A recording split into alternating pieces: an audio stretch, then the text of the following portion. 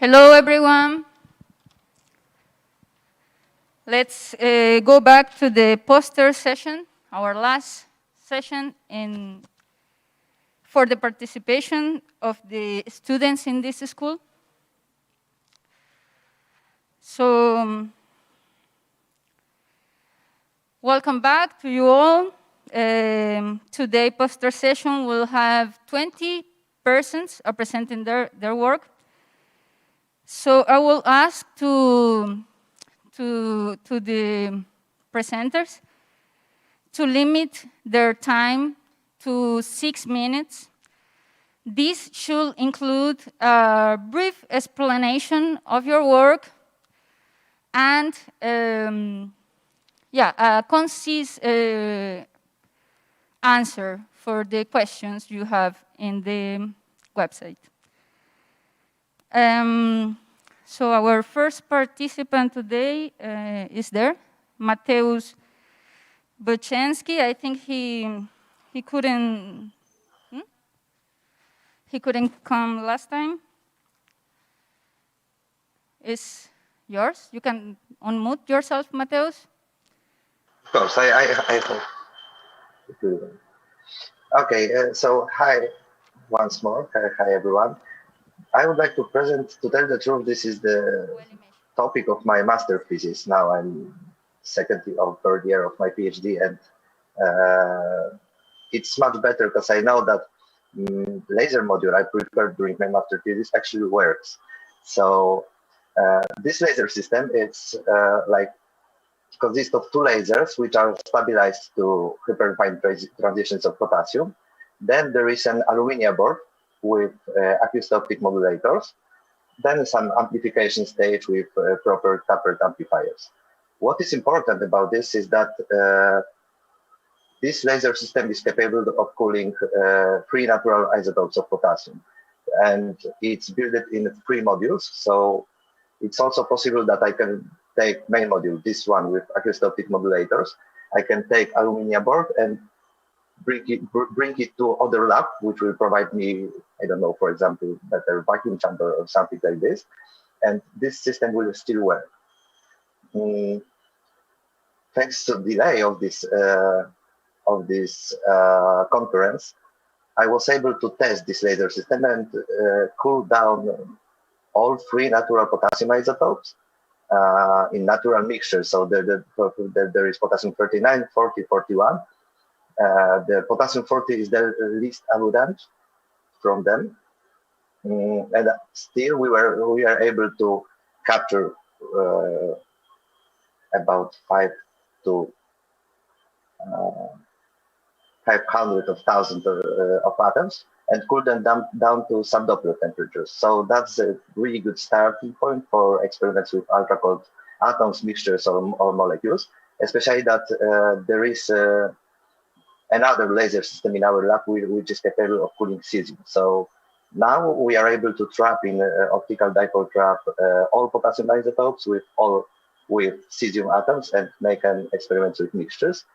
And also this from the, let's say, molecular point of view, 2 different potassium isotopes is like 2 completely different types of atoms. So we can also check this collisional properties in a mixtures of, for example, ultra-cold potassium 39 and potassium 40, and eventually prepare molecules which can be bosonic, for example, potassium 39 and 41, or completely fermionic molecules with potassium 39 and potassium 40. I've seen these 2 questions you asked me on site, and first one, I'm sorry I didn't provide a photo of experimental setup, but it's now in use, so it's really hard to make a photo, especially that it's in aluminum case. About fluorescent images, this cloud I shot in my poster are separated clouds of potassium atoms and cesium atoms, and oh, that's great.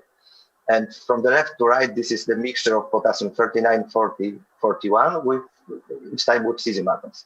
The problem is that we have plenty of cesium atoms and, for example, plenty of potassium-39 atoms, about 10 to 8. And this photo will get overexposed if I will, for example, show you 10 to 8 atoms of cesium and 10 to 5 atoms of fermionic potassium.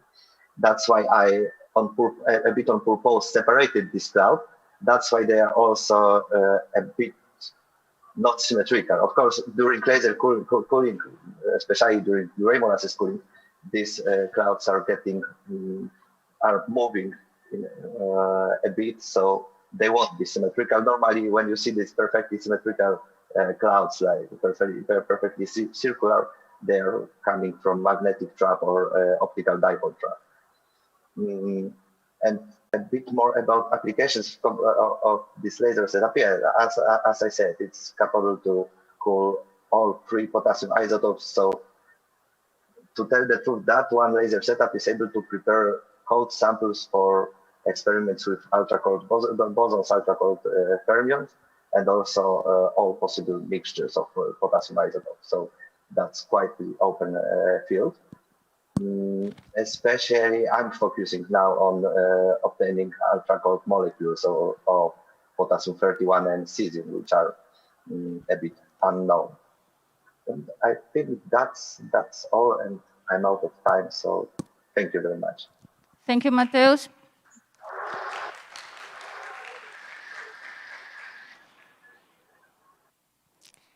The next participant would be Richard Avella.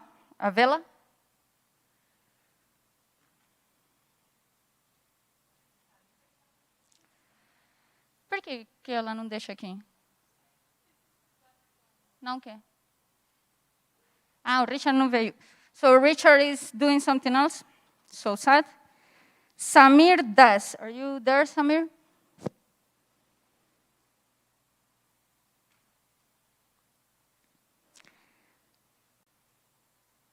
Samir will present particle scattering by rotating trapped quantum gases at finite temperature. Seems quite interesting. Dang. Who is there?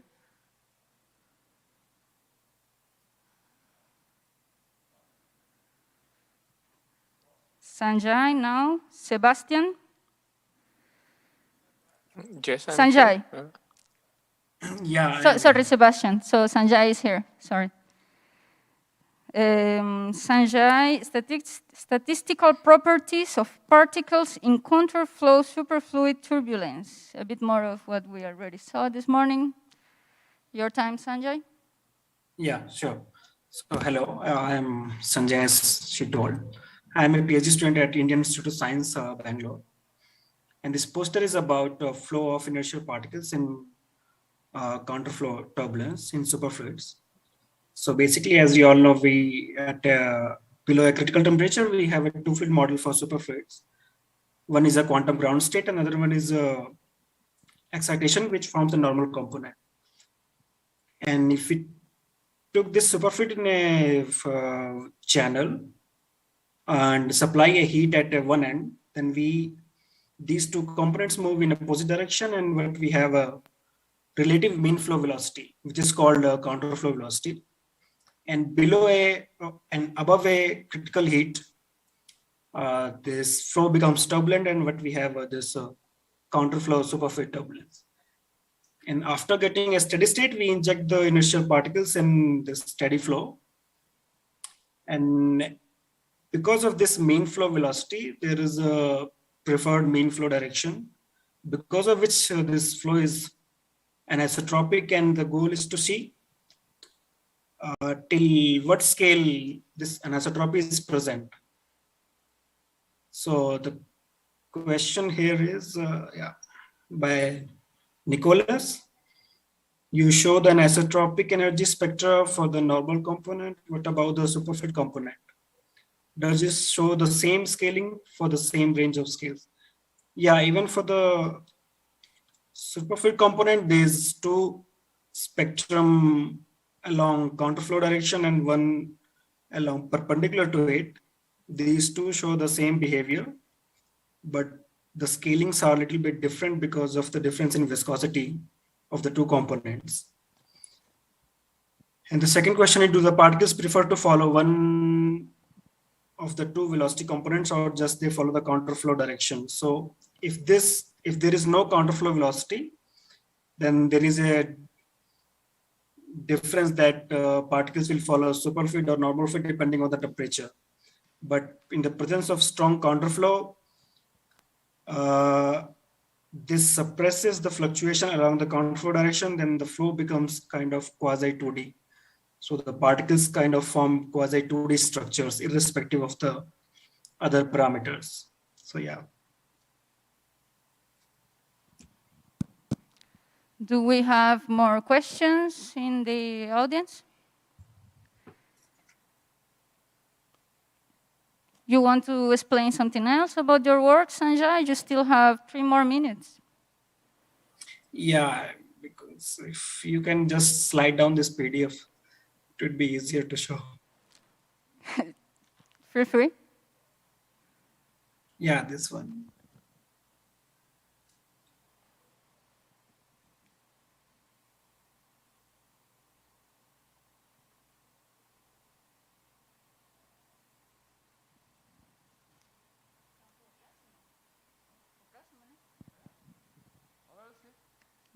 Parabéns para o Sanjay, né? Batam palma.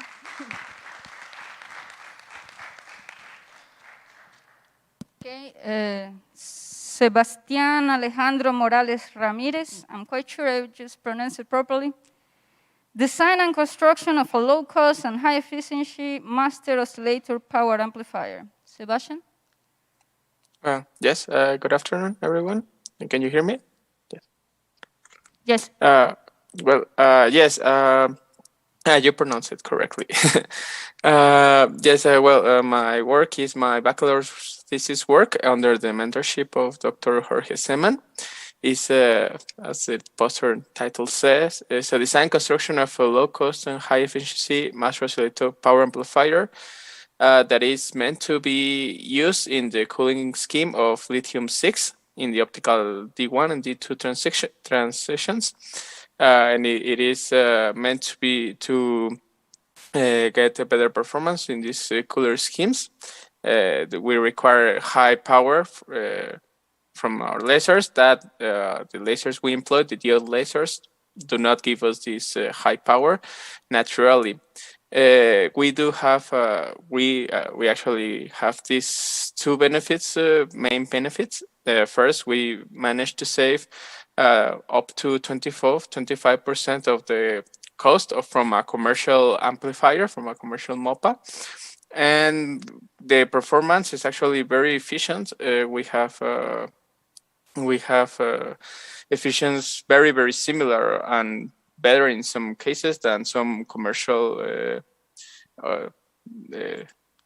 devices. Yeah. And so going straight to the questions, the first one is, well, all the questions are from Dalida. Thanks from the congratulations. And the first question says, in IMESH 1, seems like the beam after the TA suffers diffraction. Is this case, or was it just a way to draw the astigmatism? In figure 1, in the bottom, we actually suffer astigmatism and diffraction from the TA. That is not what I wanted to show within this scheme. I want to show how the laser it's amplified in the tapered region. It's very, very high. We have a high amplification from the laser.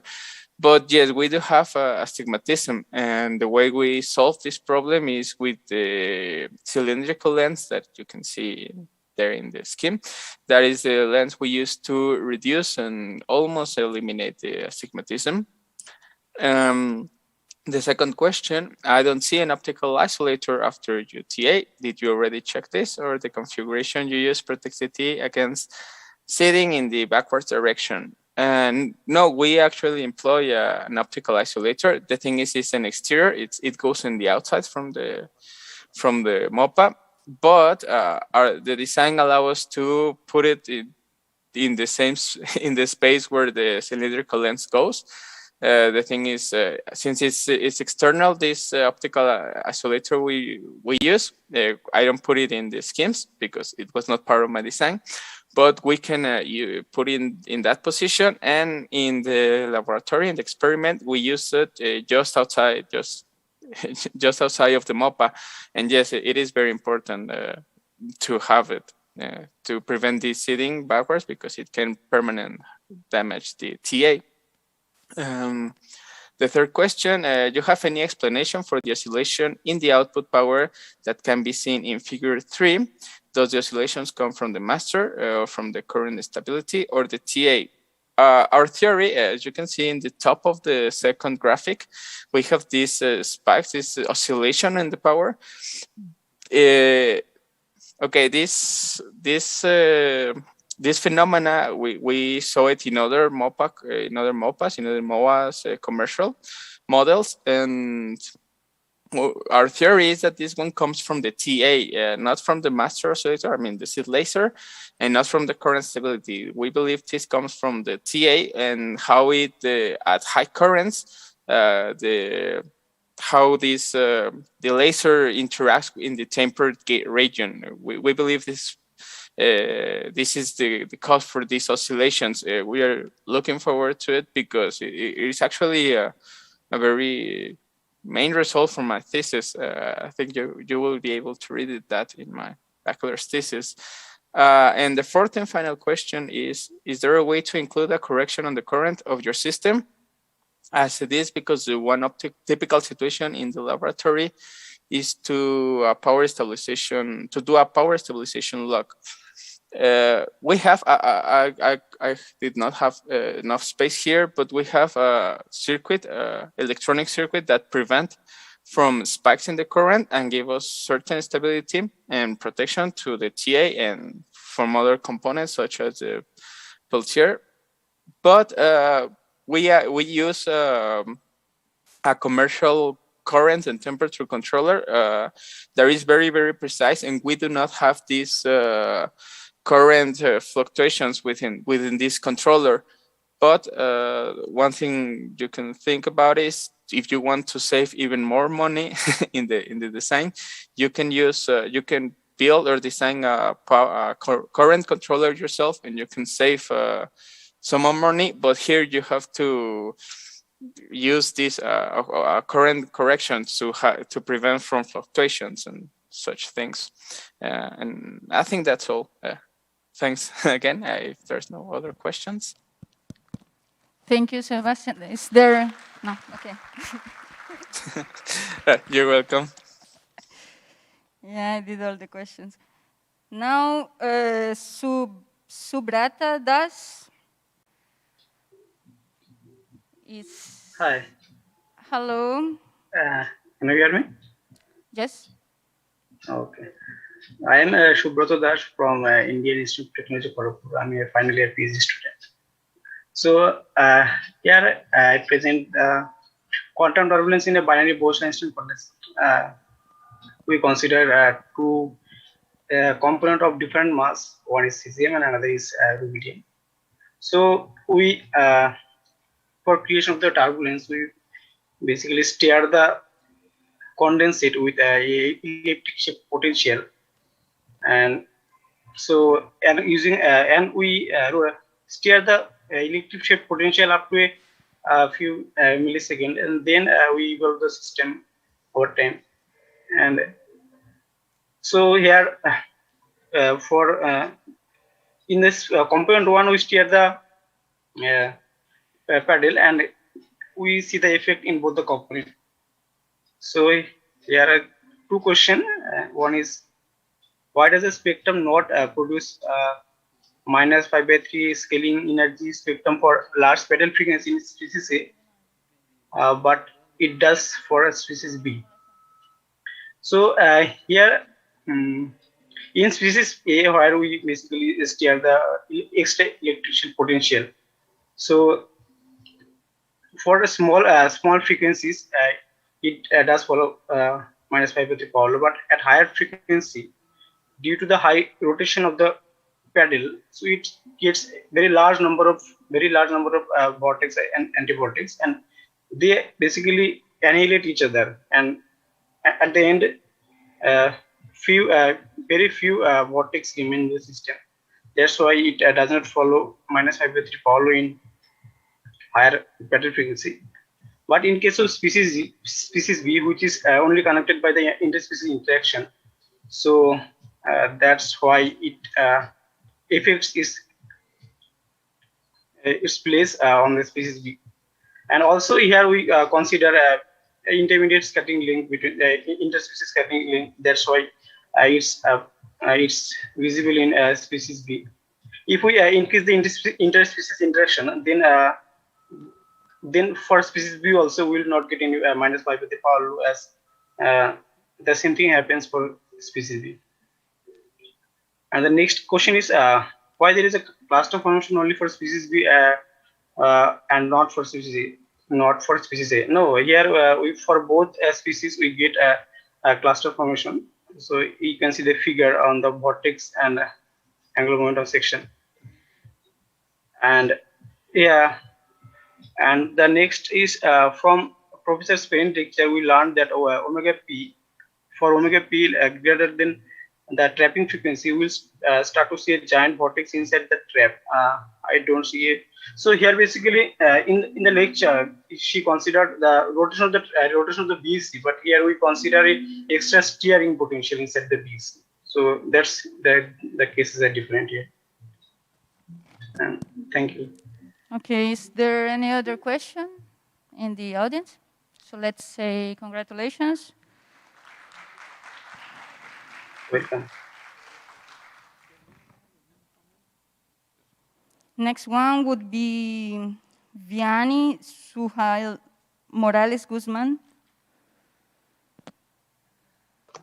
Yes, that's me. Thank you.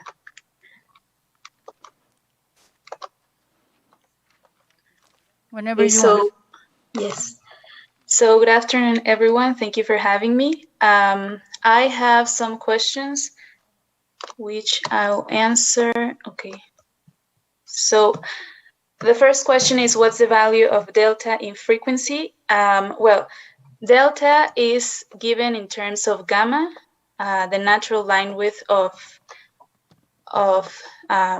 lithium-6. The next question is, from your level scheme. But what's the value in frequency? Sorry? And what's the value? Oh, give me 1 second. Let me. It's okay, like so I don't know if it is kilohertz or megahertz, or is this? What's it? Yeah, it's in megahertz. It's 5.87 megahertz, and that is gamma is delta is reported in units of gamma. All right, and the next question is, from your level scheme, seem that you're working at blue side of transition, but then delta is equal to -1.75 gamma. Can you clarify this? Also, figure 8 and 9 show the best delta for cooling is positive. Okay, so well, in this case, I think there was a confusion. There are 2 or 3 deltas reported in the poster. One of them is delta cooling, or delta 1, and the other one is delta repumping, or delta 2. And the other one is the difference between those 2. So yes, while delta 1 is equal to -1.75 gammas, delta is equal to delta cool minus delta rep, which is, well, which is here in the table. I reported that it was between 0 and 2 gammas. So that was like the confusion. And for number 3, it says, if understand correctly, you slow the atoms with the cooling and later send them to the dark state with another beam. Where is the trap? Well, in this case, the simulation doesn't take into account a magnetic trap. It is just the gray molasses cooling, which the the atoms are sent to the dark state in means of the velocity selective coherent population trapping, which is the mechanism that traps the atoms into the dark state when their velocities are sufficiently low, sorry. So those are the questions answered. I don't know if there's another question. Somebody else has a question for Viana? So let's congratulate. Thank you. Thanks. The next participant will be Victor Kalt. Hello, can you hear me? Yeah, Victor. Feel free to talk whenever you want. Thank you. So my poster is about the identification of vortices in quantum fluids. And I present a finite element toolbox to identify the vortices. So in VECs and superfluid helium, the behavior of vortices is a key point to understand many phenomena from Tkachenko wave, Kelvin waves, and quantum turbulence. But there isn't a lot of algorithms and codes that are freely available to identify vortices in simulations and obtain properties about the vortex distribution. So this is why we did this code. So we use the two properties of vortices, which are the fact that the density at the vortex point is 0, and that the circulation of the velocity around the line is the quantum of circulation is an integer different from 0. So this integer is positive or negative depending on the sign of the vortex. I saw that was the question about the poster. So using those two basic properties and finite elements, we can compute properties about the vortices on unstructured mesh, which is useful for finite element simulations, for example, done with gradient descent or other algorithms with finite elements. And we use those two properties and combine them with other numerical tools like fitting or minimization to compute properties about the vortex lattice in 2D and in 3D. So in 2D, we start by isolating the different vortices using the circulation property, and then we compute the Ablikazov lattice after fitting the vortex profile with a Gaussian to estimate the vortex radius, for intervortex distance, and other properties could be calculated from those data. And what is interesting is that it's possible to extend this algorithm to experimental images. So we have a 2D image, so a 2D density profile, and we can use the same method with some minimal modification to avoid using the wave function phase, which is not available from the density profile, to compute the same properties, and we obtain also here an Ablikazov lattice or a vortex distribution inside the image. In 3D, it's a lot more complicated because we have not vortex points but vortex lines. So we work on the triangle, on the faces of the tetrahedrons that form the mesh. And we apply the same process as in 2D, but on those faces. And this allows us to construct a graph of points that are linked by the mesh geometry. So if 2 points are on the same tetrahedron, then we can draw a line between them. And from that, we can easily obtain the vortex inside the simulation. And what is interesting is that this method is really fast, because other methods that are used to tackle this problem are really precise because they use a Fourier integration, but it's very long and it demands a lot of computational time, which is not always useful if you don't need a high precision. So here, just this simple property allows us to obtain a correct curvature or Kelvin wave spectrum, so correct properties, even for high density numerical simulation, like in quantum turbulence. Right. I don't know if there are other questions. Have you tried this algorithm with real data? Yes, so in for experimental images, only in two images, it's what is shown here. Yes, on the side. So we have the Any other questions for Victor? image. Victor, no, sorry, I don't see. Sorry? No? Congratulations, Victor. Understand. Okay. You want to say something else? No, thank you.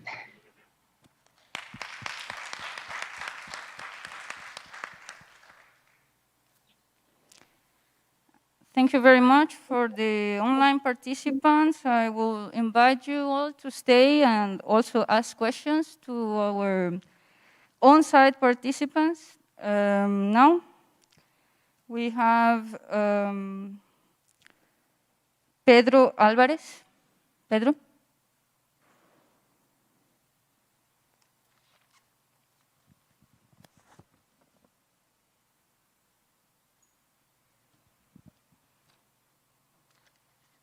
You can... Você pode falar por aí. É seu. Agora é. Ah, só trocar na cara. É a página 4, né? A página 4.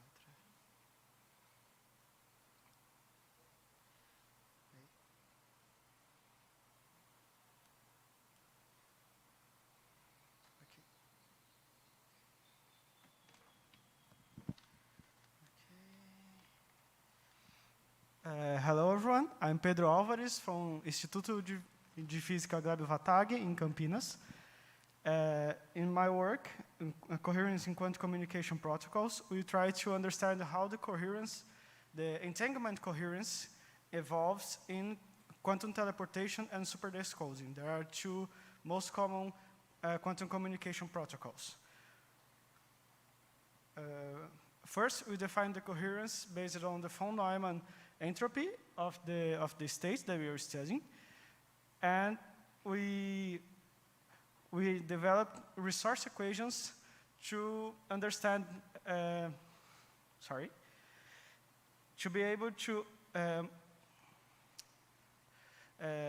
create these communication protocols to send any amount of information. They are usually defined to send only one bit, 1 qubit, or 2 bits of information. Then we analyze how the coherence evolves when with more bits of information in superdescoding, and arrived in this coherence equation for superdescoding. Then we studied the coherence in teleportation using a generalized message of 1 qubit to be able to study how the coherence changes with this message and arriving this periodic behavior, and study how the coherence evolves throughout the whole process of teleportation, and comparing a message with no coherence and a message with coherence. You can see that the coherence only shifts by the amount of coherence in the message. Then we studied teleporting many qubits, arriving the same oscillatory behavior as before, but in more dimensions now, and arriving in a coherence equation for teleportation, specifically in our teleportation. In the end, by using our generalized 1 qubit message, we develop a protocol to send pixel data through quantum channels, allowing us to send images through quantum channels. Now I will answer the questions. Hello, Pedro. Nice poster. I got a little bit confused about the resource equations. More specifically, what are EBITs? Okay, EBITs is a little confusing concept. While qubits, qubits mean a unit of quantum information, and bits mean a unit of classical information, EBITs mean a unit of entanglement. That means how many entangled states we have in our system. If we have infinite qubits all entangled in the same state, it's still only one EBIT. If we have two states, we have two EBITs. Okay, and to me, it seems like you are working on logical qubits. So does the protocol superdense coding change coherence of the states when you think about it in physical qubit framework? No, when you're talking about logical qubits and physical qubits, we are thinking about error correction. We are not thinking of error correction here, it's just the protocol. But if you use error correction protocols, you use more qubits than in a logical framework, so the amount of coherence would increase with the amount of available states. And hello, Pedro, congrats. I have some basic questions. First, could you elaborate on the meaning and interpretation of the measure of coherence you define from a statistical point of view? So coherency here is different from coherency in optical systems. Coherency here is a measurement of the quantumness of the state, of how quantum it is. The more coherence, the more entanglement, and the more quantum the state is. It's a measurement that comes from quantum information theory and quantum thermodynamics. One of the objectives in this work was to see if we can use quantum teleportation as a way to generate coherence for quantum thermal machines. Can you give an example of what it means for a simple protocol? A simple protocol would be a protocol with less than 10 qubits and very few gates. But yeah, if you're talking about coherence, that's just a way of measuring entanglement. I see you quantify minimal amount of resources needed protocols involve superdense coding and quantum teleportation. Are general compositions of this process being included? I don't think I understand this question very well, but superdense coding and teleportation are just protocols to communicate information using quantum systems. But there are some protocols that use teleportation in a way to better process information. And the resources that we are worrying about here is just the amount of information that we are using. We are not worrying about how deep the circuit is, or how many gates we use, or how many energy. It's just how much information. A general composition of the process includes how general is it the set protocols compared to possible quantum circuits one can realize? That's what I was talking about when I said that we are taking it teleportation and superdense coding only as communication protocols. What's the goal of task of the color coding protocol? How do you define its effectiveness? The goal task was just to be able to send images through quantum channels, and the effectiveness is how dense we can make it. What I mean is that when you're going to send one pixel through a classical channel, you need at least 3 amounts of information, RGB, red, green, and blue. Okay. So just finish. So to be honest, you can answer the questions directly to Bruno, yeah, or if somebody else has questions, just send an email to Pedro. Okay. We have other participants, and it's time for everyone to expose their jobs.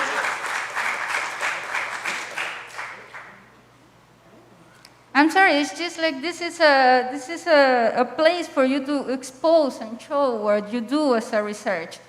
So we all should be able to show the remarks of our jobs, yeah? Pedro, Enrique, Cookie, Cunha. Two-dimensional trap for degenerate quantum gases. Acho que tá aí, né? Tá, tá na primeira página. Não, na página 5. Ah, sim.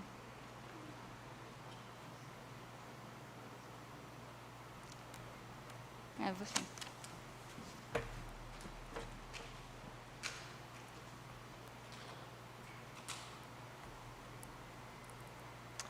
So, Good evening, everybody. I'm Pedro. I am an undergraduate here at IFISC. I work with Professor Patricia. And in our work, we are trying to implement on the other two bags we have here at the Institute a new optical trap for creating two-dimensional gases. So our work is based and pretty similar to the one that Dalibard did. So if you want more specifics, you can look the reference tree. But since I don't have much time, I'm going to explain really fast what it does. So this optical trap is made of two components. The first one is accordion type lattice, which will be the responsible to giving us a two-dimensional gas from a three-dimensional one. And the second part, which is the one I present the results here, are a direct image that will create our 2D potential using a digital micromirror device, which is a spatial light modulator. So, what is the DMD? In simple terms, you can imagine it as, for those who don't know, is a matrix of mirrors, which you can choose which mirrors reflect light and which don't. So if you look to the image right here, you can see that's a circle, black representing the mirrors that are not reflecting light and white the ones that are. And that's pretty cool because we can create a lot of interesting potentials based on anything we are like, we need to use some type of technique to be able to transform these two binaries bits of information into something even like ranging from 0 to 1. So, before going to questions, just to give an idea what we did obtain, you can see here some photos. The first one, the box potential, which is the most important one if we want to compare to the analytical results that we know. You can see that it's pretty simple image, but it's pretty hard to obtain it in the actual experiment. So it's important that you can obtain something that's pretty close to it. As you can see in the image, it's not on the dimensions of our experiment here, but it's already a good comparison to, we have an idea what we want. You see that it's actually pretty close, but you still have some deviation, and the only limitation when we actually go to the back is going to be the optical limits we have on our system. And then the other image we see, you see what I meant by like, you implement some gray levels or some small details on not specifically are black and white. For the first image here on D, you have some steps, and the other one you almost continuous. And then the other one, I took the photo of my cat just to illustrate you can do a lot of cool stuff. And answering the little question, the name of her is Kika. So, going for the question, the first one is from Alex. And it's a two-part question. So how is this to create a time-dependent potential with the DMD? Well, that question is specific. It's is not easy. We're doing it right now, but it's simple. You just need to communicate the DMD with some time of programming, and then you can choose because the DMD permits you to change, like create a sequence of images, or meaning that you can have just a time variant potential, and it's only limited by the DMD change, the changing of the mirrors that 1 microsecond order. But then you have the problem, like I said, you have to use some techniques to actually be able to go through the optical limits that will not permit you to create everything because the finite optical size of your instruments and stuff. Okay. And then again, it's easy to engineer traps with time-dependent parameters, thus the Bose-Einstein condensate dynamics. And this question continues this idea. It's not hard. So, for example, if you go back for the box, you can create a box that just varies its size or the intensity of each step, the other box. But again, you're always going to be limited by your optical system. How well can you perform these potentials? For example, here on our results, most of these potentials that we tried, we did obtain close to 70% of similarity with the potential we wanted to make. And we expect from some simulations we did before last year that with an actual microscope objective, it should be close to 80%, so it's even better. And then it should be okay to change the parameter. You can imagine that it's even possible to do the Bill-Phillips experiment that he proposed. Like you take the ring and then you start circulating. It's possible to do it. You just create image of a ring and a little step in the middle of it. And to answer the little question now, the first one I didn't specify, but the DMD is a spatial light modulator.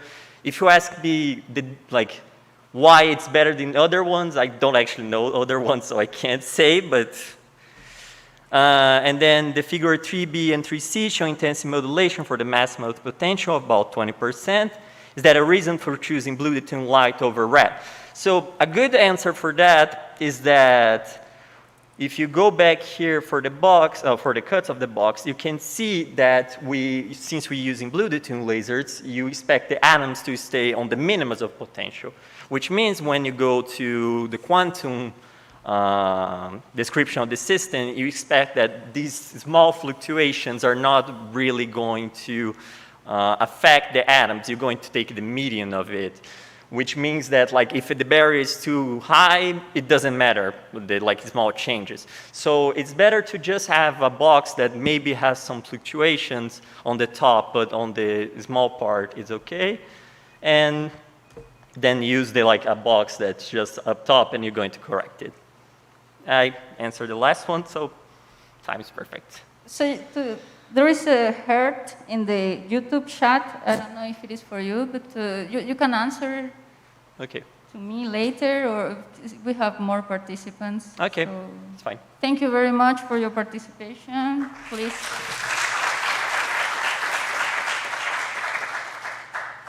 Next one is Pedro Nantes Magnani. Polarization effects on a cold atoms interferometer.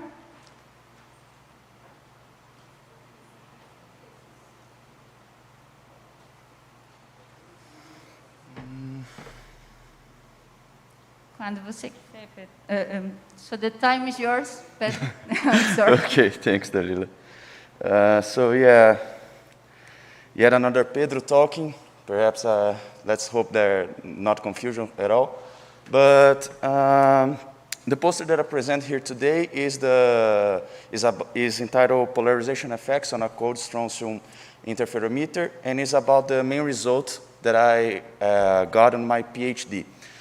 If you think about a simpler type of interferometer, such as a microscope interferometer, if you change the polarization of one of the electric fields, you may conclude that the fringes pattern that you can see from the interference disappears.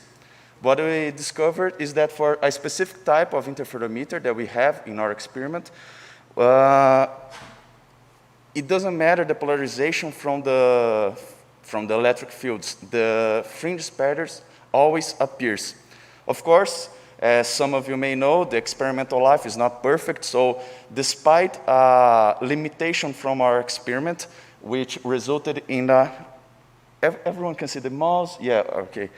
Despite an experimental limitation that give us this, how can I say it? This phase shift on our polarization, we did indeed discovered that the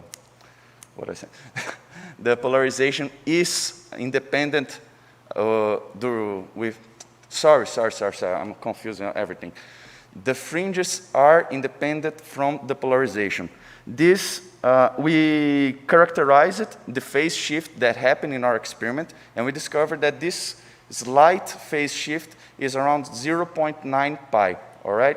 And I don't know, I don't think I have much time, so I'll not talk more. You have, take it easy, go on, 5 minutes.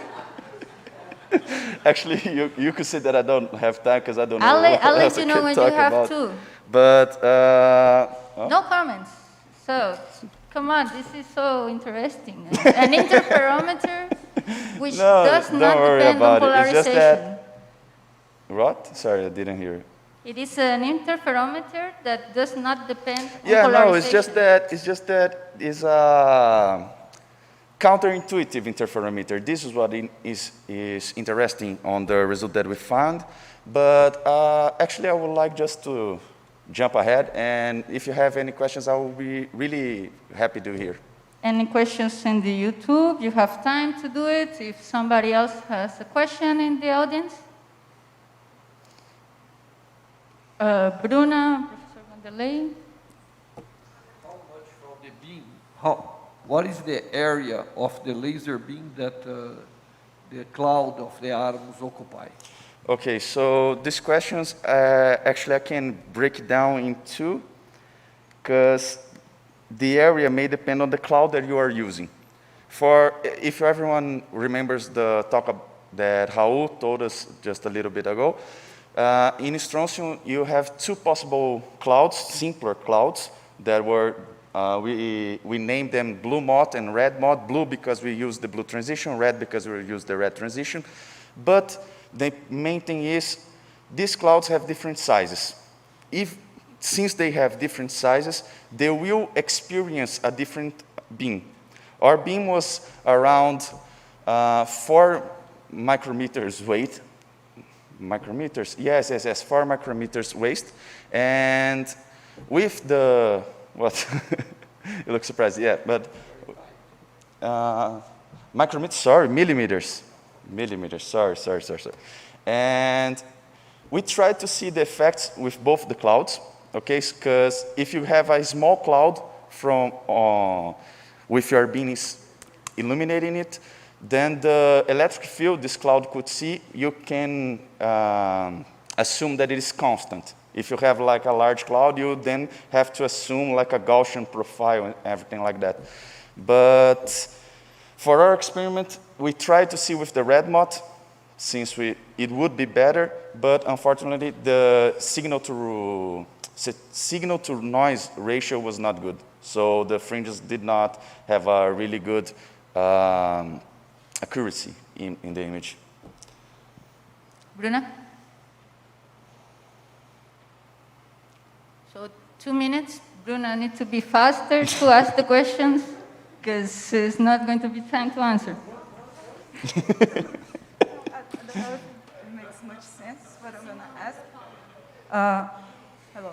I don't know if it makes much sense, my question, but you say there in the text that you changed the for one side, like of the interferometer, I mean, Here? You changed one side of the polarization, and you see the fringes even so. That's right? Yes. Maybe in this figure, in this schematic, is a little bit more clear. Mm-hmm. So what we have, what the hell am I doing? Okay, here and here. So what we have is like, this is the configuration on our interferometer. You have our cloud really near to a mirror, and you have an incident beam and a reflected one. We wanted to see if we changed the polarization from only the reflected one. So you have like a steady polarization in one of them, and the other one you can move it all around and see what happens with all these different combinations. So the visibility doesn't get affected? No. The only thing that affected the visibility which is demonstrated here, is the phase shift that happens on the polarization, but this phase shift was due experimental limitation. We couldn't find exactly what the optical component, which optical component was causing this phase shift, but we know that it happens because of this type of hypothesis that we created the simulation to explain this deviation on the visibility of the fringes. Okay, no problem. Thank you very much, Pedro.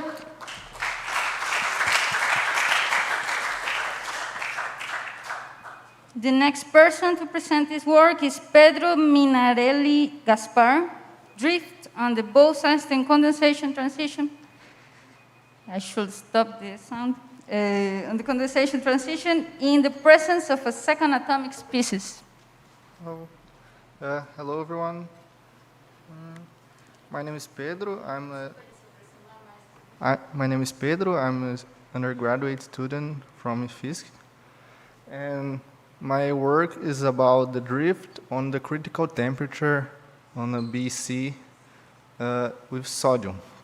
So, basically, what we make is coat the atoms in an ODT, optical dipole trap, which is an harmonic trap. So we have some relations for the critical temperature that are these ones here. And we have a drift because of interaction, with atomic interaction. And this is what I'm studying. So basically, what we have here, wait, I'm gonna say the questions because it's basically what I'm going to explain. So the first question from Salvio is about the fluctuation here, the fluctuation, and to explain these blue lines in this graph. So I'm gonna start doing it. So in this graph here, we are trying to see this equation here, this equation. So what we can see is there's a lot of fluctuation, and this is mainly because of our system is a bit complicated. We varied not only the number of the atoms, but the frequency of the trap. So this isn't so simple and cause a lot of fluctuations. And each black point is a shot in the experiment. So this, all these things together make this big fluctuation. And the other thing Salvio asked is about these blue lines. These blue lines is the drift, the region of the drift in the critical temperature. So according to equation 3, the red line should cross 0 in x equal to 1. But because of the drift, the red line crosses 0 between those blue lines.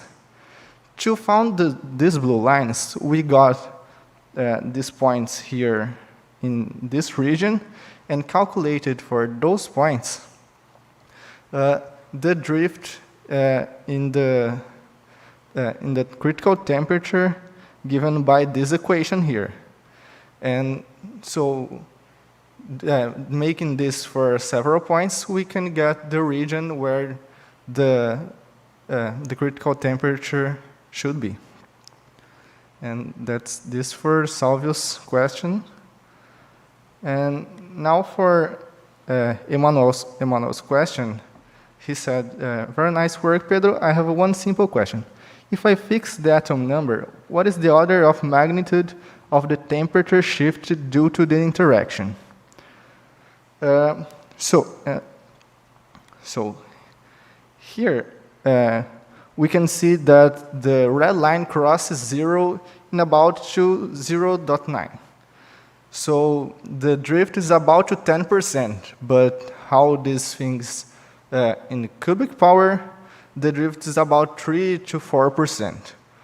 translating to temperature, it's about 200 nanokelvin of critical temperature.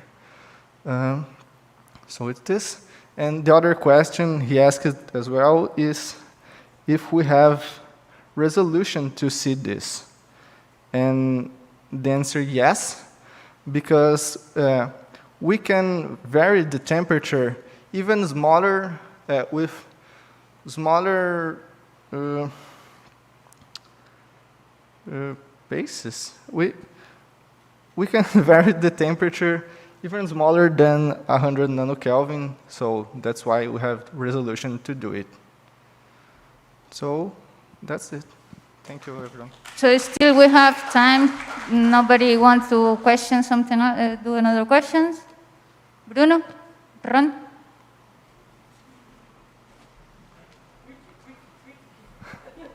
Hello. I think my question is a simple one. I want to know why do you use two conservative traps? One, both magnet trap and optical dipole trap. So the magnetical trap basically is to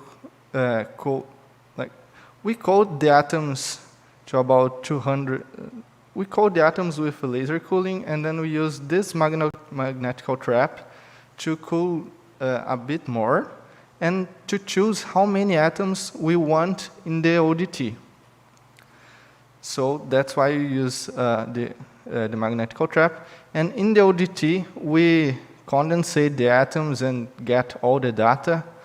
And we have to do it in the ODT because the magnetical trap is not harmonic. So these equations wouldn't be valid in the magnetical trap. And the ODT is the same for both the species? The height of the potential? Now we are only working with one species because of the status of the experiment. So I'm sorry, but I can answer you the question. Thank you very much to Pedro.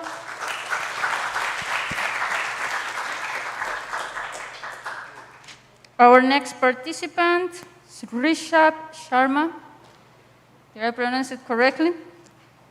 Non-destructive imaging of ultra-cold atoms. So, thank you, Dalila, for the introduction. So, let's just go directly to my poster.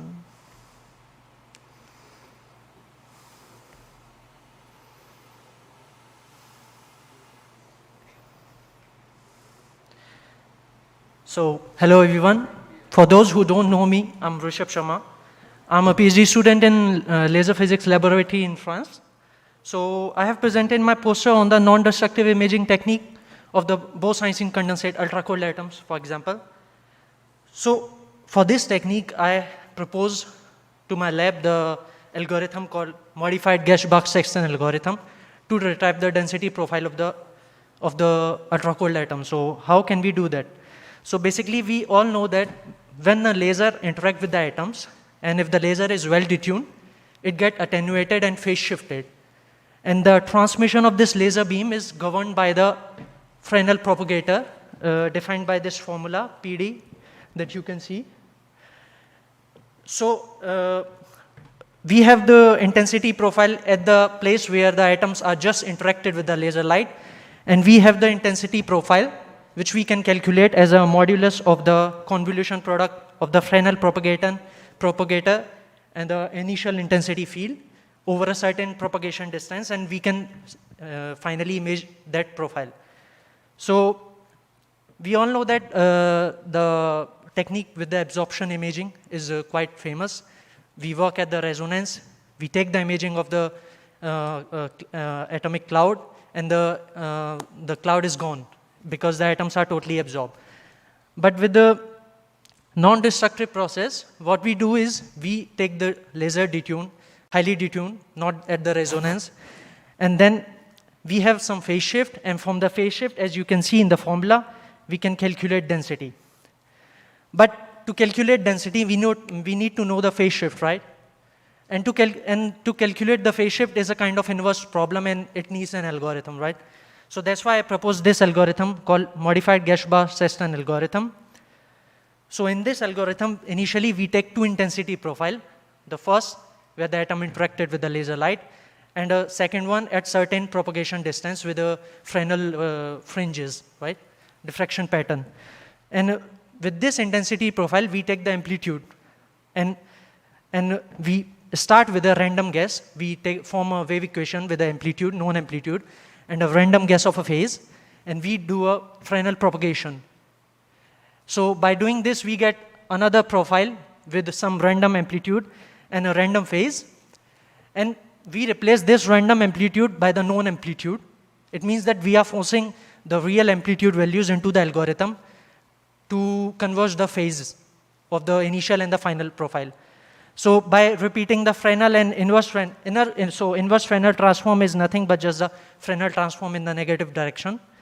So by imposing amplitude at each period, at each cycle, and by iterating over certain amount of iterations, we get the phase reconstruction, and after the phase reconstruction, we retrieve the density profile. So here you can see that we have the actual phase, which I use a theoretical model using a Thomas Fermi regime, and the phase of the density profile, and then it's the reconstructed phase.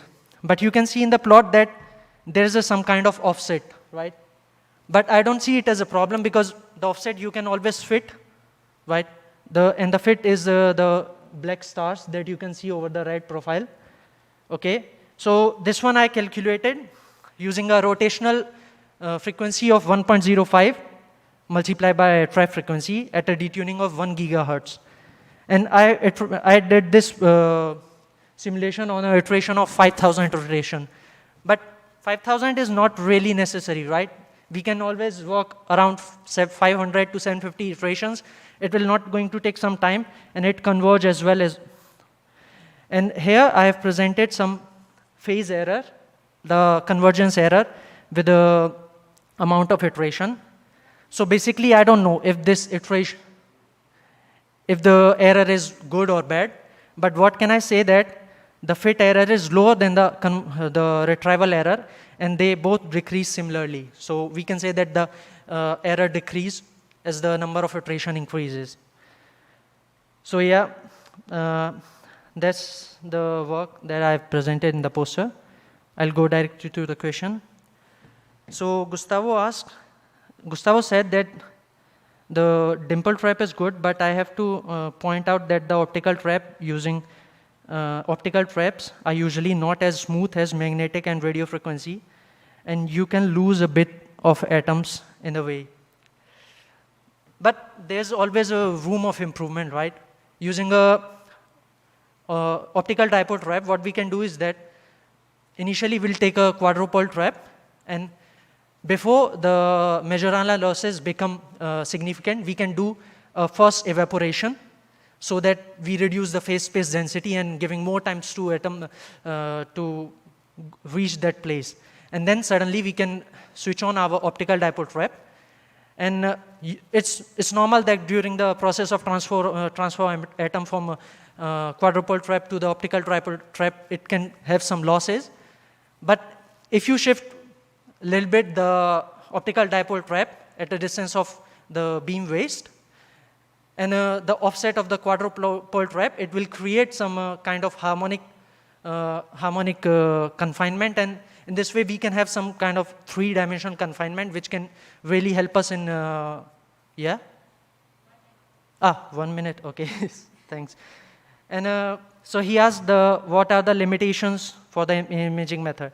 So all the results that I have presented, for instance, are the theoretical ones, so I have not presented it experimentally, but there are many limitations, like the convergence time of the algorithm, for example, but I can always improve this. Like I have used many Fourier transform, inverse Fourier transform in the algorithm, but the Fresnel transform can be seen as a relic Sommerfeld transform, which include much less Fourier transform in it, and it's much more simpler.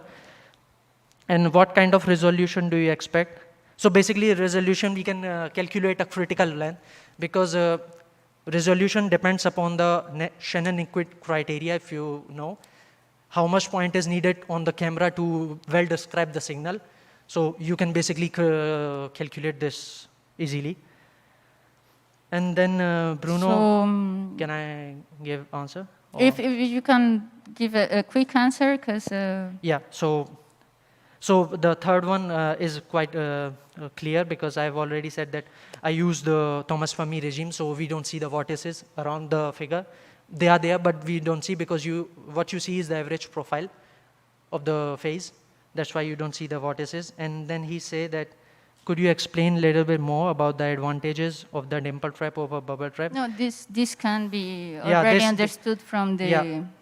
You don't have to, like, the lens. atoms don't have to follow the trajectory that they follow in the plug trap, because the dipole trap, it has an attractive force, so it attracts directly the atoms at the bottom of the bubble trap, so it can prevent a lot of excitation. So that's it. Thanks. Congratulations. Thank you. Next participant will be Salvio Jacob Beretta, superfluid vortex dynamics on a spherical film. Ah, it's right there. Okay. Thank you very much. Okay, my name is Salvio Jacob, and I'm a PhD student. My name is Salvio Jacob Beretta, and I am a PhD student. But I will present here a project that I did in the master's degree. I have written an article with my advisor, Monica Caracanhas, and the professor, Alexander Fetter. Our purpose is to solve the dynamics of a vortex of a superfilm, a spherical superfilm film. I mean, you have a potential. The potential is infinity until radius equal A, and is infinite after radius equal B, and the A tends to B, so it's a superfilm, a thin spherical film. So how the vortex would behave in this configuration of BC? So that's the point. You have to study the vortex in a spherical shell. So to study it, you have to do a conformal transformation. What does it mean? You can't solve it in the real plane. So you go to the complex plane, solve it in the complex plane, and then return it to the real plane. So this is a stereoactive projection of the spherical shell and being projected in the plane. So I will solve it in this plane. To solve it, to be able to do that, you have to obey the Cauchy's conditions. And to obey the Cauchy conditions, you have to assume that the liquid is incompressible. So it's already answered a question about Gustavo Teles. He asked me if there is possible to use this method to study interaction between vortices and waves, sound waves. In fact, it's not possible because it wouldn't satisfy the Cauchy conditions. So you may define a string function. The string function is the velocity flow is equal a constant with the gradient of the string function. And you solve it, the string function in the plane, and then return it to the spherical. So doing this, we found some configurations of dynamics of vortex. So for example, you're seeing two spheres. So the first configuration, there is two pairs of dipole, two pairs of floaters. And the first is plus, minus, and minus plus. So in the configuration figure 3, they will do dynamic of stability. They will just rotate around this a small theta. And if you do another configuration that you put two pairs of vortices, they will rotate around the x of z. And I mean, when you analyze the energy of the vortices, you find out that the self-energy of the vortices is much more stronger than the interacting one. So when you have two dipoles like this figure, and this dipoles has a collision, dipoles of vortices, they change their vortices and they form another dipole. For example, this is pi. These two dipoles, they will collide and they will make a dipole in this direction and another in this direction. It is in the sphere. So I'm studying the sphere. So these two dipoles, PF and PFE prime, they will find each other in the another side of the sphere and do another periodical dynamic. There is a question. I have already answered the question about that Gustavo Teles did, because he asked if it's possible to study the interaction vortices in sound waves. It's not, unfortunately, because you wouldn't satisfy the Cauchy conditions when you put sound waves. And there is another question about Leandro, that Leandro Machado did. And he asked if it's possible to solve another kinds of other problems doing the conformal transformation. And the answer, yes. There is, for example, an article that solved for the case of toroidal. The article is published in Physical Review. It's named Vortice-Vortice Interactions in Toroidal Trapped Bose-Einstein Condensates, written by Stutz, Santos, Sampera, and Levenstein. So they make a torus become a string, and they doing the conformal transformation, and then they do the string become a half plane. So you solve the dynamic of vortices in the half plane, and then return it to the string, and then return it to the torus. So that's it. Nice.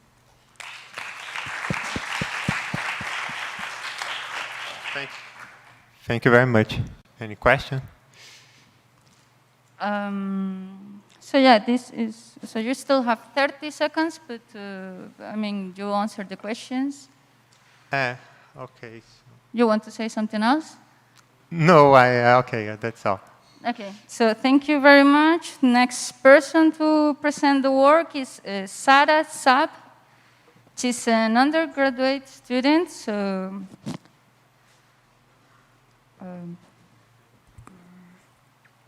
hello everyone, my name is Sarah and I present my work.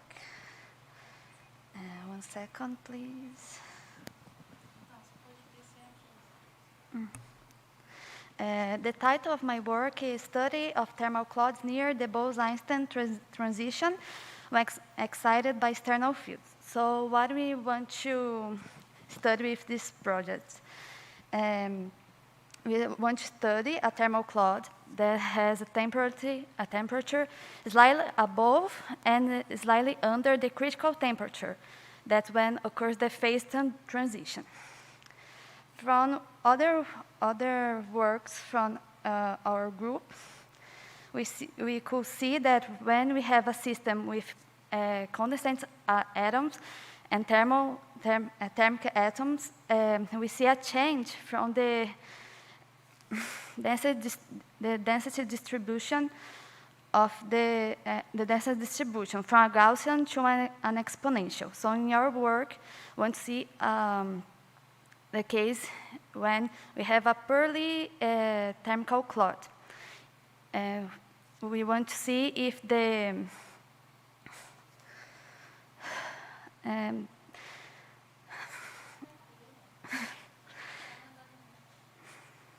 if this occurs because of the interaction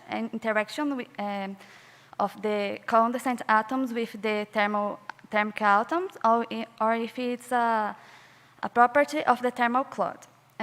For now, I don't have any data of my work because of the problems that the experiment had in last year.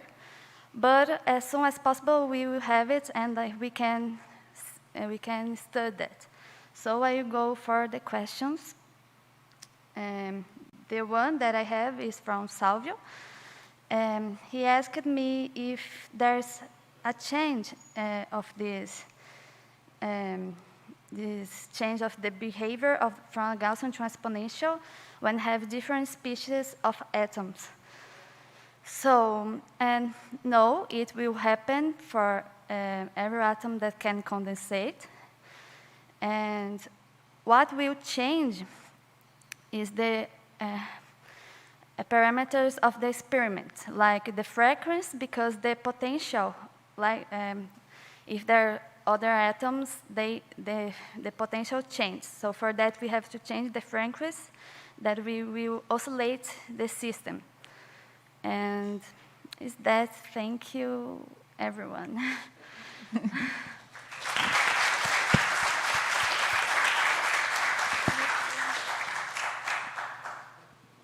Really good, Sarah. Thank you very much.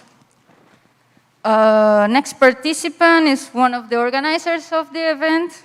You may know her already, Talita Tavares Martins.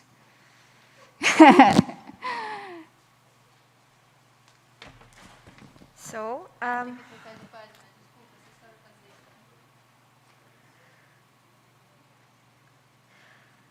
moment, I'm trying to find my poster here. Yes, I think so. She made the website. Don't worry, she will find the poster. Yes.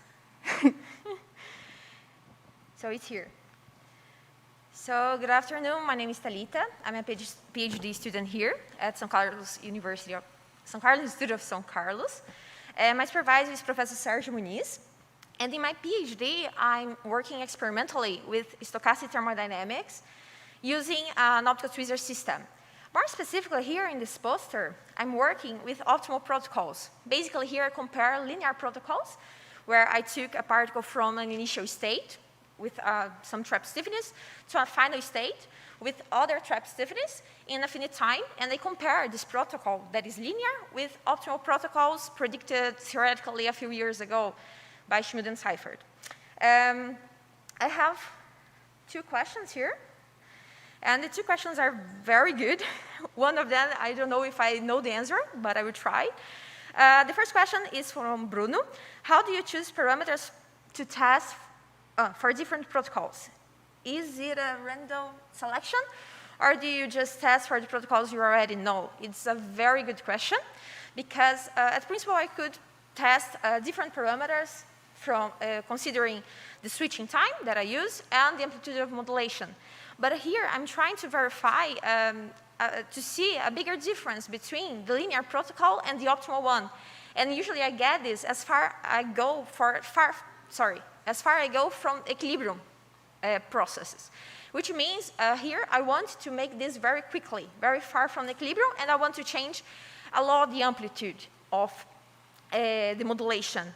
But of course, we are limited by some experimental configurations, such as the modulation, the time modulation, the frequency of modulation, and the power of the laser. Basically, what we've done here was simulate with a lot of parameters, and we saw in the simulations which parameters were the best to see this difference between the linear protocols and the optimal ones. And we applied the same thing for these experiments. Basically, what's that? I don't know if I answered your question, but we can talk later about this. And the second one is from Gustavo. It's a great question. It's a very difficult one. Interesting work. Congratulations. After our preliminary studies results, would you be able to guess how these results might change by switching your colloidal particles by a single neutral atom immersed in a superfluid, and probably would change a lot. The first thing, it's because here, just to show to you, to talk to you a little bit, we have a colloidal particle, a micro-sized colloidal particle in a fluid that has viscosity. And this viscosity, the thermal bath, it's keeping all the time in the experiment. And if you go to maybe a quantum system with a single atom, ideally, I believe superfluids don't have viscosity. In the experiment, probably they have, but I don't understand very much how this works. But you have to consider this, how you can put the thermal bath on your single atom. This is the first thing. And the second thing is how exactly we can calculate and estimate the thermodynamics quantities. Because here I have the position and I have the modulation of my potential, the shaping of my potential, so I can calculate the work and compare the distributions. But in a single atom, probably I would have to think a little bit, and I think this goes to scopes of quantum thermodynamics and how to define the thermodynamics quantities in this kind of system. And unfortunately, I don't know a lot of answers, but I would like to understand better. And I think that's it. We can talk with Gustavo later. We still have time, to be honest, if somebody else wants to do a question for Thalita. No. So you basically work with the gradients. Photophoretic effect, is this? Sorry, can you repeat? Oh, sorry, can you repeat? Yeah, it's just gradient, the gradient of the particle field because of the heat that the laser produces. Yes, yes. My particle so it's not trapping, how do you say that? Trapping with lasers? I forgot the name of these. Optical tweezers. Tweezers. Yes. It's the same principle. Yes, basically it's almost the same principle. The regime is different and the explanation, the physical explanation can be a little bit different, but basically it's the same you do with atoms and trapping atoms, but here I do with colloidal particles, micro-sized, 2 micrometer spheres or something in this range in mesoscopic scale.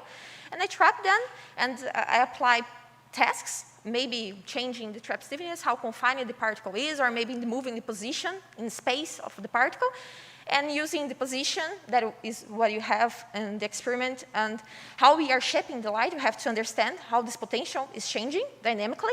I can calculate work, heat, maybe entropy and thermodynamics quantities, and verify a lot of things of thermodynamics, such as fluctuation theorems and other things.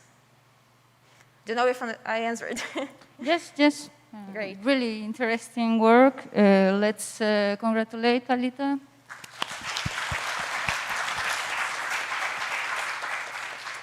Please, Thalita, wait a second. So we all know who Thalita is, right? Most of you got emails from her. She maintains the website. She's responsible for all Zoom calls. All the poster sessions, she uploaded everything, and probably many, many more things I'm forgetting. Yeah, a lot of them. So let's give a round of applause to Thalita.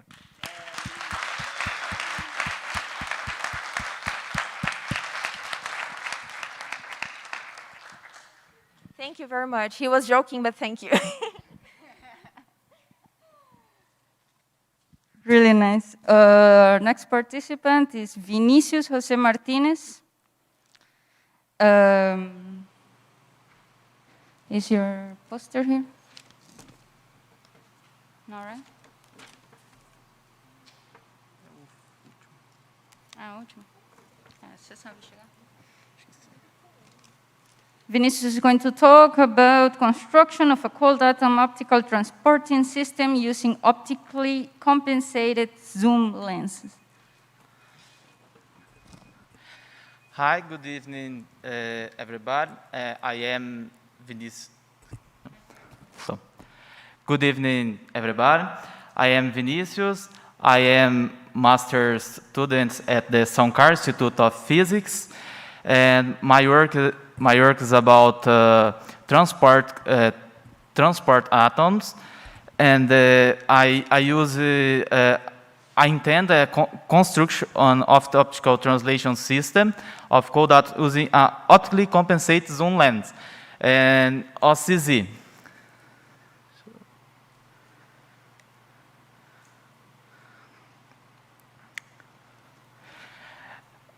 And OCZ is it's a technique is like a figure, a picture.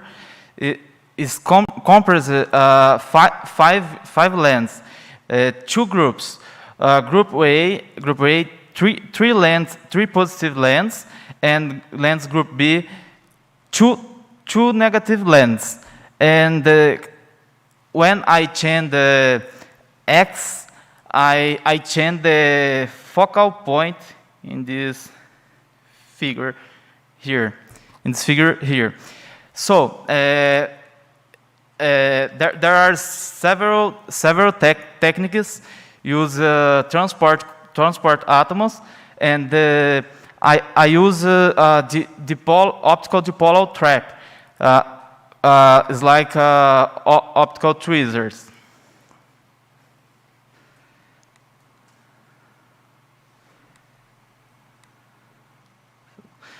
So I have 5 questions.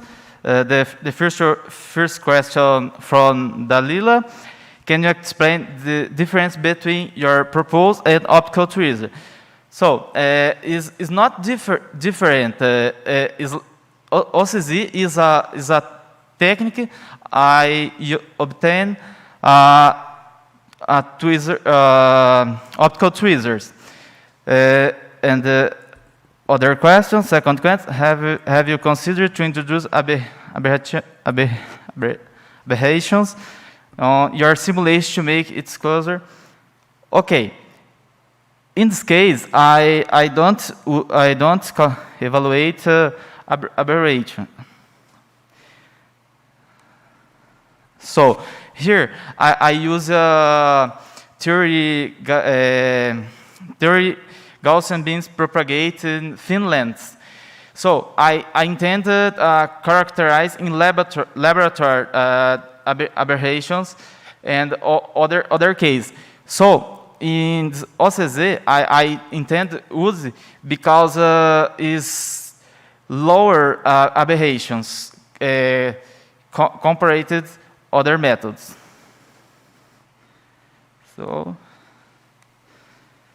this first question from Bruno. Are there other methods to move atoms? The answer is yes. There are many methods, and magnetic field use coils, high electrical currents in coils, and the other methods I know is optical dipole trap, or use one lens, or in this case OCZ I use 5 lenses. If yes, what are the advantages and advantages of the methods? Okay, so when I use one lens, if I need to move 1 meter, I need to move 1 meter by lens. So in OCZ I need few millimeters and to move 1 or 2 meters. And third question, there is lens called more lens, which is also capable of changing the focal distance. Okay, more lens are two plates, two phase plates, and 2 rotation. And more lens is better because is better in one case because to not necessary translation in horizontal, and it's not necessary translation, but you have a rotation. So the distance I can to move sample atoms is lower compared to OCZ lens. That's it. Amazing work. We still have 1.5 minutes. Does anybody else has another question? So let's congratulate Vinicius. Thank you, Vinicius. Really nice.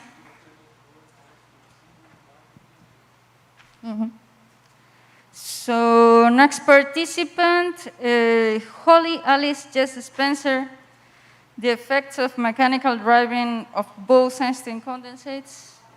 Is this your work with Vanderlei? Nice.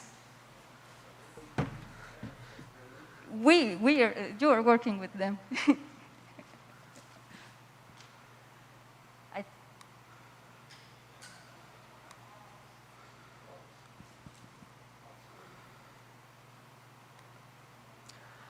Hi everyone, I'm Holly Middleton Spencer. I'm a PhD student at the University of Newcastle in the United Kingdom.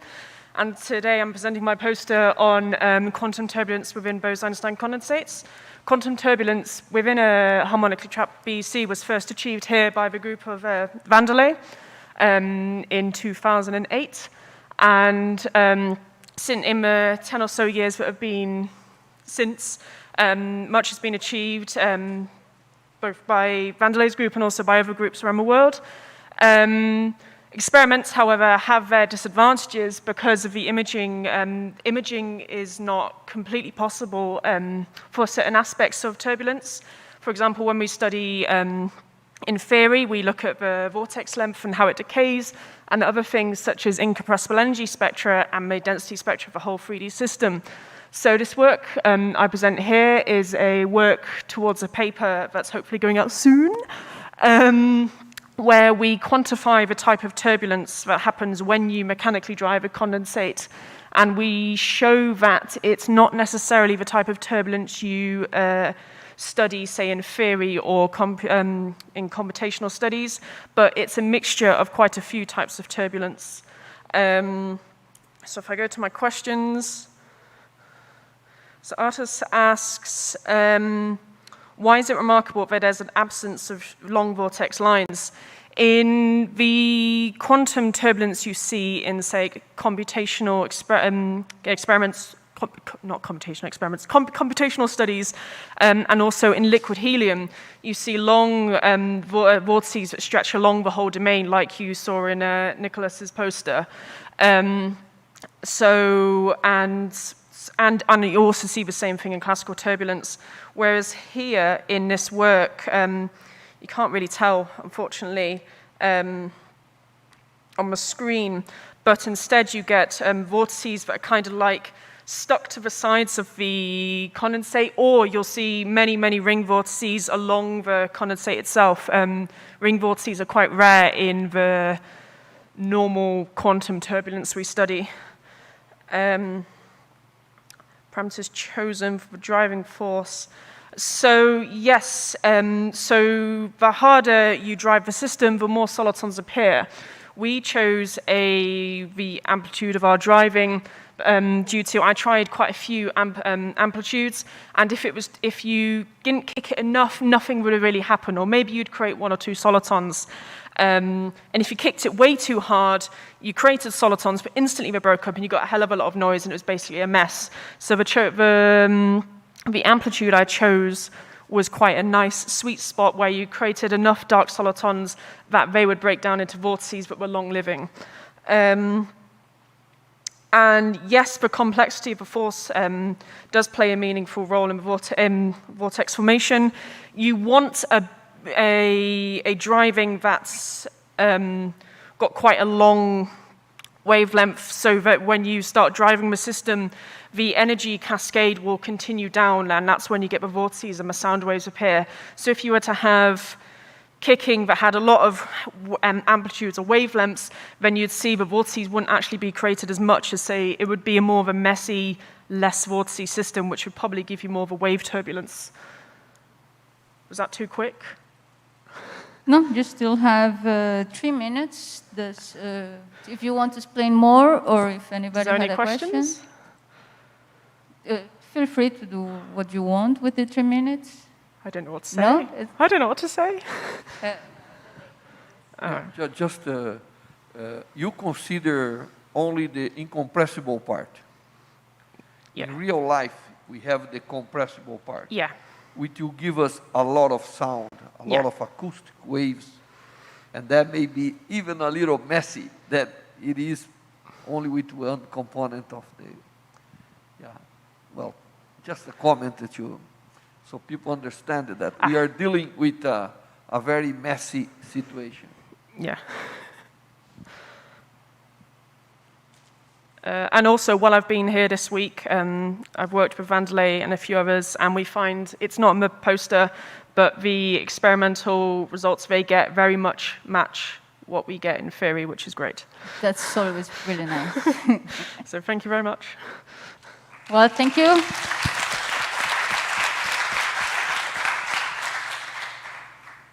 And lastly, I know you're hungry, but we have Felipe Taja Santana presenting the relevant excitations for the one-body function in the Lieb-Lininger model.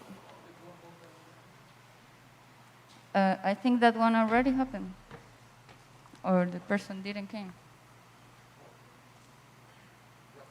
Okay.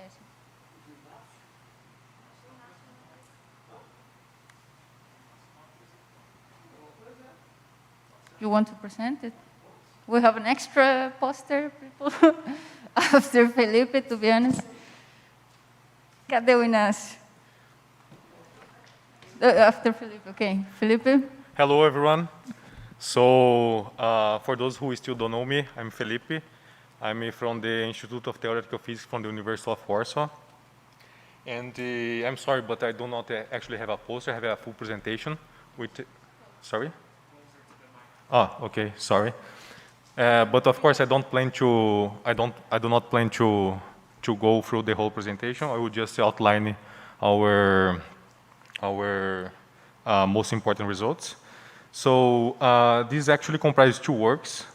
The first one that I will talk about, which is actually it is the latest one, which was done in collaboration with Miłosz Panfil from the University of Warsaw. And I will probably, if we have time, I will also talk about my first contact in this interacting one-dimensional bosonic system, which was done with Fred Hebert, Rousseau, Matthias Albert, and Patricia Vignolo from Instituto de Física de Nice.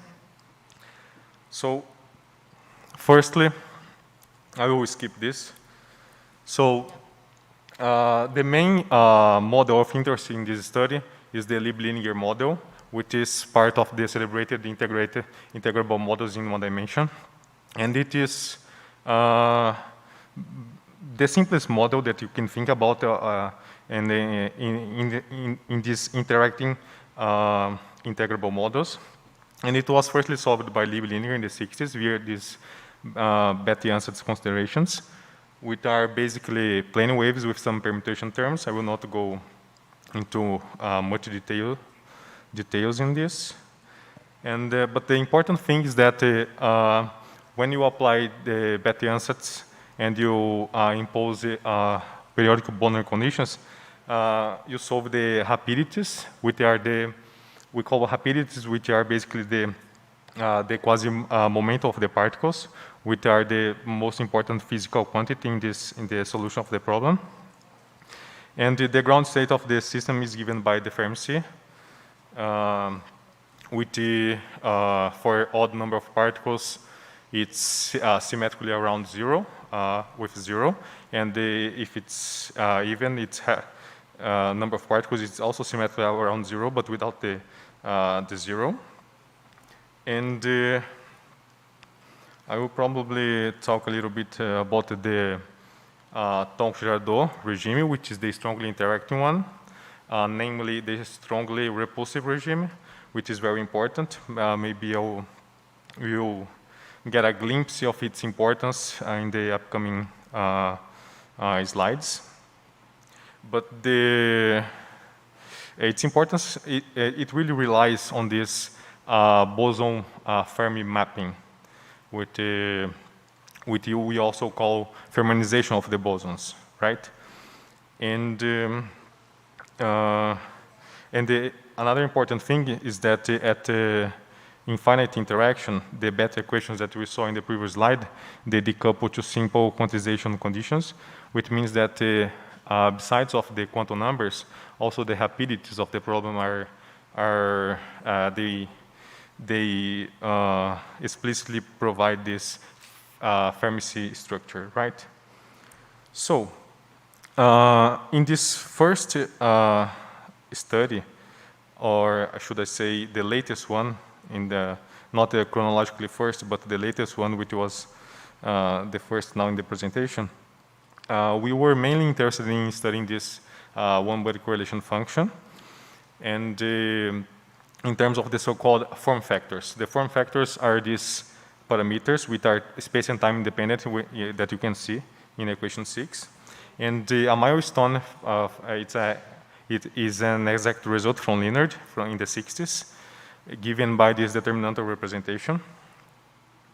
And when I talk about the exact result, I specifically mean this determinantal representation from Leonard. And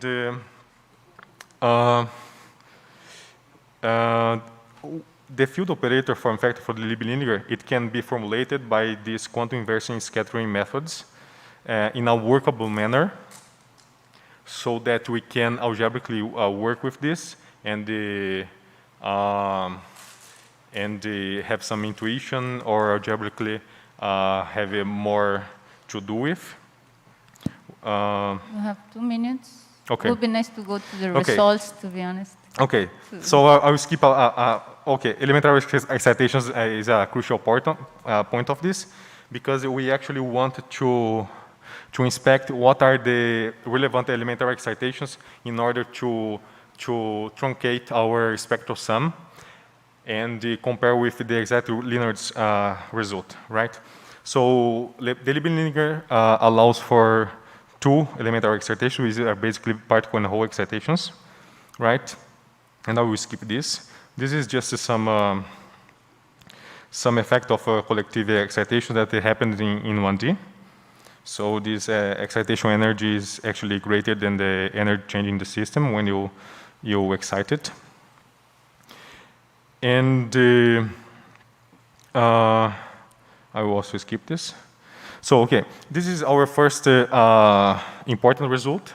You can algebraically work with these form factors, and we can show analytically that if you consider an excited state with 2, I call it 2 spinel because in analogy to the x-axis spin chain, it's known as the important excitations. We also call 2 spinel for 2 whole excitations here. And then the first important result is that you can show that whenever you consider 2 spinel excitations plus m particle whole, and then you add another particle whole excitation, it always provides you a smaller form factor, right? So it means that these elementary excitations are really important into calculating the correlation function, as you can see here. And we can write the correlator in terms of these form factors, namely the 2 spinel form factors, which are basically 2 whole excitations. And then we see a good convergence with the exact result with this determinantal representation, okay? And another important thing is that, sorry? It's over. Okay, so this is the last thing. So another important thing is that when you dress with particle whole excitation, it converges even better with the exact result. And I was going to show another stuff, but I'm not going to. So we'll just go through the question. Can I go? No. No? Okay, so thank you very much. But it would be nice if you answer in the website. No worries, yeah. Anyhow, we have your archive. Congratulations in the article. Okay.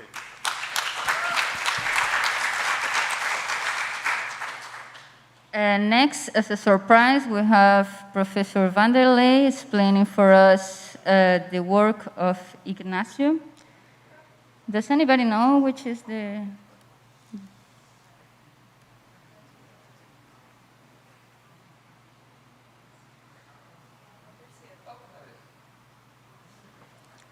Professor Van der Leen. 2 minutes from you. I dubbed it. Okay, so 2 minutes, right? Everybody knows thermodynamics, but normally the system we deal is homogeneous, and density is a good parameter. Now, when you have the traps, that's not true. We can have local density approximation, but we cannot have a global density approximation. And then, for the last 10 years or more, we've been developing a thermodynamics that work with the global variables. The volume is like the inverse of the frequency of the trap. Bigger, smaller, smaller, bigger. And of course, you have a global pressure. And then you can describe the whole system in terms of a single pressure and a single volume, like we normally do in thermodynamics. So what we did here now is explore all the possible parameters of the Bose-condensate system. Temperature, number, frequencies, and then it's like explore all the possibility of the universe of parameters. So you have the pressure as a function of number, temperature, and volume in many, many conditions. And then if you have that, you can construct what you want, like the state equation, heat capacity, and susceptibilities, you know, like compressibility, thermal expansion coefficient, anything you want. But why we did this? Because we had in mind, if you map all the thermodynamic parameters of any system, this is a quantum system, you can see how its behavior in a cycling type of transition. Remember, we have a Carnot cycle, we have a diesel cycle, depending how you vary the thermodynamic properties. And here we demonstrate that we can construct like a Carnot cycle, because we have all the pressures, all the volume, all the temperatures, and for all numbers. This is normal in the old fashion. This is what they call technical thermodynamics. You measure many things and you put in a map, and everything you want, you can extract from there. If you want constant temperature, you take all the points with the same temperature and so on. You understand me? And we explore how is the efficiency of a thermal engine when you are including a possibility of a phase transition during the cycle. Then the cycle is not so beautiful like the Carnot cycle you see for a gas, has all peaks and cusps and everything, but it's very impressive that the efficiency is the same. 1 minus T cold divided by T hot. And of course, if you have thermodynamics, this is still equilibrium thermodynamics, but the idea is if you have a system that's non in equilibrium, you still can define pressure. You cannot define a local pressure. If I have a balloon and the gas inside goes turbulent, we all know the balloon will shrink a little bit because all the kinetic energy can go to vortices and things like this, right? So we want to do equivalent things for the condensate. Thank you very much. Thank you. Questions? And by the way, tomorrow we have pizza, and everybody should go because there will be either a free caipirinha or free beer. We will be the goodbye school party. Let's give a last big applause for our organizers. Thank you very much. That's it. Thank you for being with us in the YouTube also. Yeah, have a good dinner.